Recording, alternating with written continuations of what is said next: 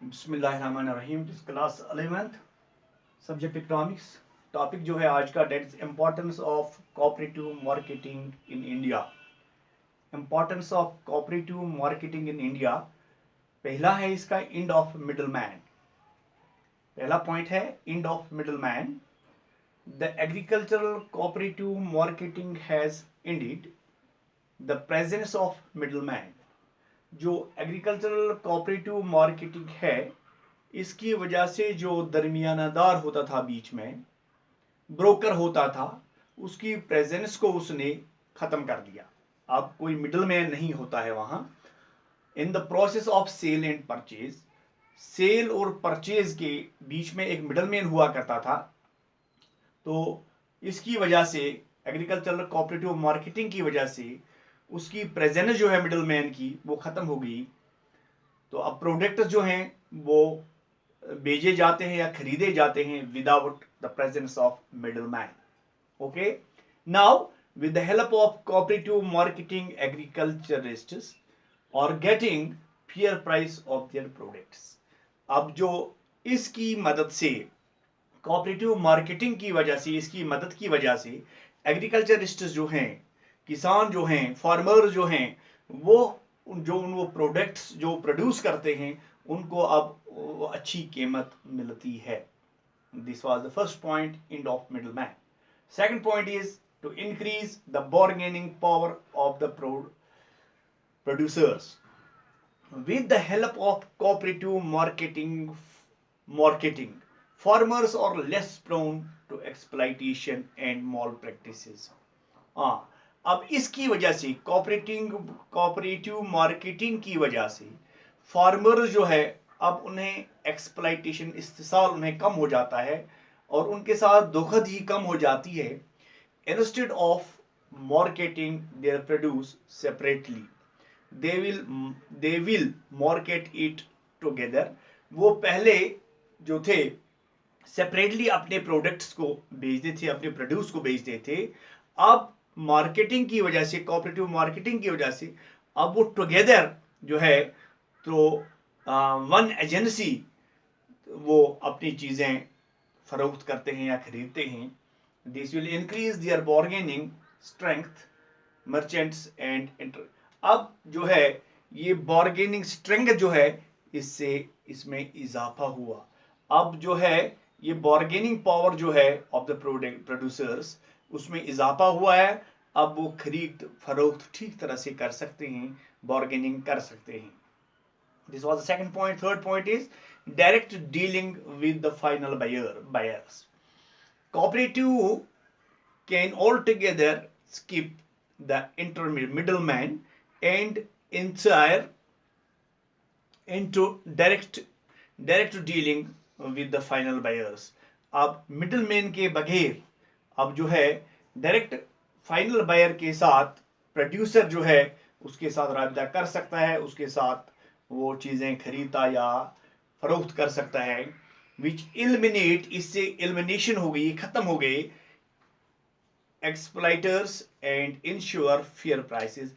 एक्सप्लाइटर्स जो थे, इस्तेसाल करने वाले जो थे, मिडलमैन जो थे या ब्रोकर जो थे, उस तरह से उनका रोल जो है वो खत्म हो गया, कम हो गया। तो प्रोड्यूसर जो है, फार्मर जो है, उसको अब ठीक पैसा मिलता है, ठीक कीमत मिलती है। इससे दोनों को फायदा है, प्रोड्यूसर को भी एज वेल एज कंज्यूमर को भी इससे फायदा मिलता है। Next point is, it is point number 4, standardization and gradation of agricultural produce। अब जो टॉसिक could be done more easily by a cooperative agency, ये काम जो है ज्यादा आसानी के साथ किया जा सकता है कोऑपरेटिव एजेंसी के जरिए then by an individual farmer.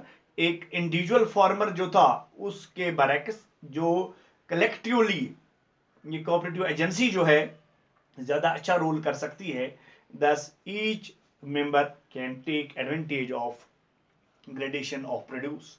तो तमाम मेंबर्स जो हैं, हर एक मेंबर को एडवांटेज मिल सकता है ग्रेडेशन का या स्टैंडर्डाइजेशन का, इसका उसको फायदा मिल सकता है। Next point is economy in marketing cost. With the help of cooperative marketing, cooperative marketing की मदद की वजह से द कॉस्ट ऑफ ट्रांसपोर्ट का जो उसमें कीमत था, ट्रांसपोर्टेशन का कीमत था, क्लासिफिकेशन का या स्टैंडर्डाइजेशन का बिकेम लो, उसमें उसमें कमी आ गई। एंड एवरी मेंबर्स और बेनिफिटेड, तमाम मेंबर जो हैं उनको अब फायदा मिलता है by this economy in cost.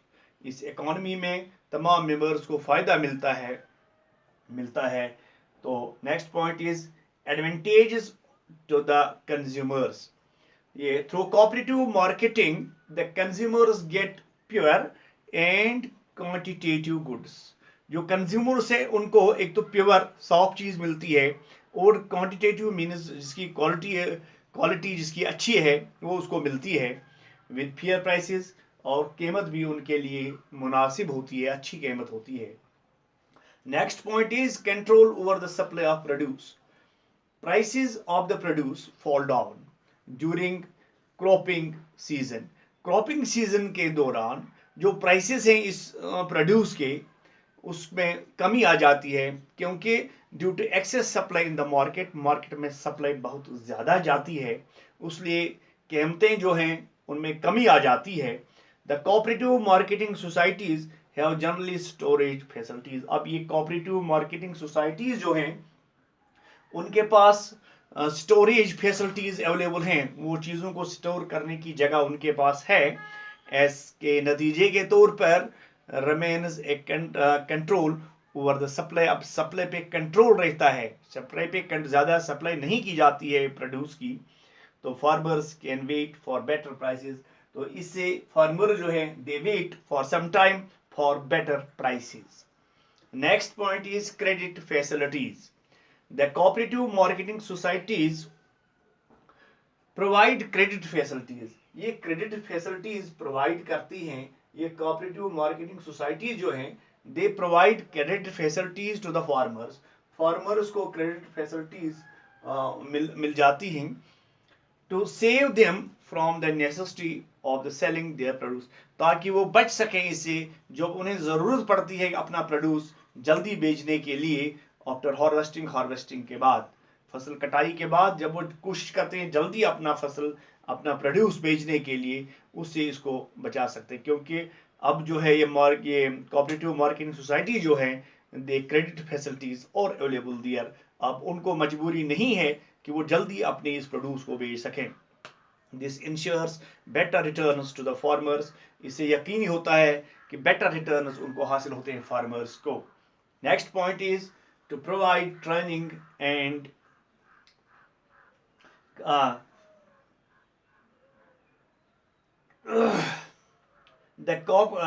the training and commercial method. The cooperative societies also provide training to the farmers for cooperative efforts and commercial methods। Commercial methods जो हैं उसके लिए अब जो इनको ट्रेनिंग दी जाती है, they provide training to the farmers for cooperative efforts and commercial methods in the marketing which develop the cooperative tendencies in the rural areas. इसे डेवलप हो जाता है जो टेंडेंसीज हैं, रुझान है इस रूरल एरिया में कोऑपरेटिव की। तो ये था पॉइंट हमारे पास, to provide training and commercial methods। Next point is advertisement and publicity। Through advertisements and publicity, cooperative marketing increase। cooperative marketing में increase हो जाता है due to advertisement and publicity। The sale of produces of the farmers which enlarge the size of the market। इससे जब ये cell बढ़ जाती है, जो जिससे साइज ऑफ द मार्केट जो है वो इनलार्ज हो जाता है, उसको बड़ा हो जाता है। This is the advertisement and publicity. ये आज का हमारा जो टॉपिक था, it was importance of cooperative marketing in India.